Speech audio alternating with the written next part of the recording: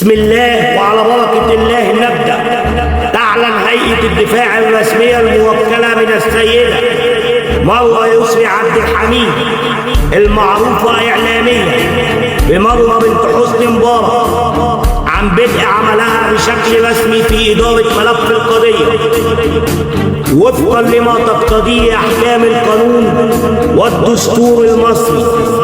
وتؤكد الهيئة إنها الجهة الوحيدة المخولة قانونيا بالتحدث باسم المتهمة وتمثيلها أمام الجهات القضائية والإعلامية، وذلك استنادا إلى وكالة رسمية صحيحة صادرة للأساتذة هنادي حسن المحامية بالنقد، أحمد مهران المحامي بالنقد، وحيد الكلالي المحامي بالنقد، هاني عوض المحامي متحدث إعلاميا. كما نعلم بأن أبواب الهيئة مفتوحة لانضمام الزملاء المحامين الشرفاء الراغبين في المشاركة في الدفاع عن الحق وإعلاء كلمة القانون على أن يتم التنسيق الكامل مع الهيئة الرسمية وبما لا يخل بالمصلحة القانونية لموكلتها. وتحذر الهيئة من الادعاءات الكاذبة والمغلوطة التي يروج لها البعض عبر المنصات الإعلامية ومواقع التواصل الاجتماعي بادعاء صفاتهم كهيئة دفاع أو ممثلين قانونيين عن السيدة مروة، خاصة من يعلنون عن قبول تبرعات أو دعم مادي بدعوى الدفاع عن موكلتنا، وهو أمر يشكل جريمة يعاقب عليها القانون. ونؤكد أننا سنتخذ جميع الإجراءات القانونية اللازمة ضد كل من يثبت ورابطه في نشر الأكاذيب واستغلال القضية لتحقيق مكاسب شخصية أو مادية على حساب الحقيقة والعدالة. والله ولي التوفيق.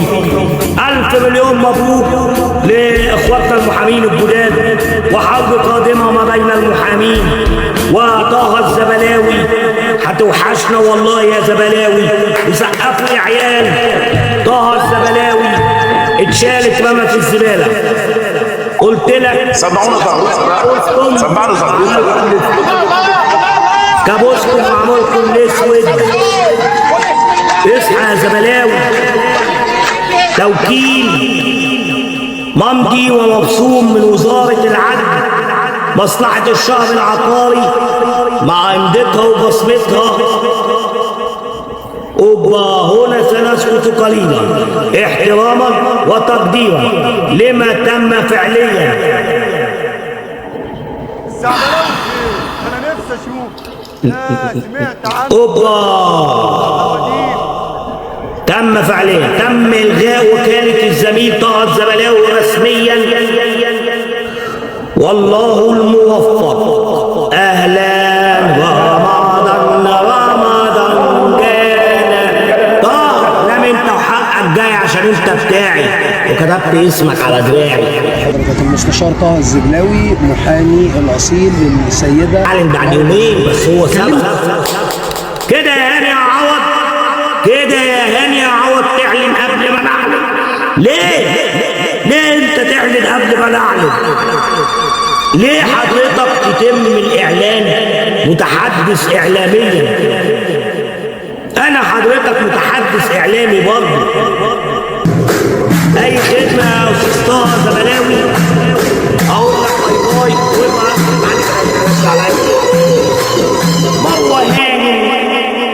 مروة هانم يا جماعة. مروة هانم يا أخي، ده أنت ما أنش عليك تنزل تشوفها حتى.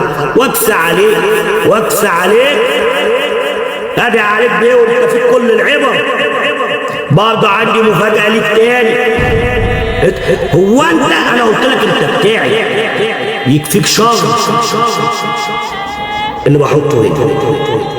بس اجدع صاحب تعبير واشرس وافجر خس تعب هو أليكس.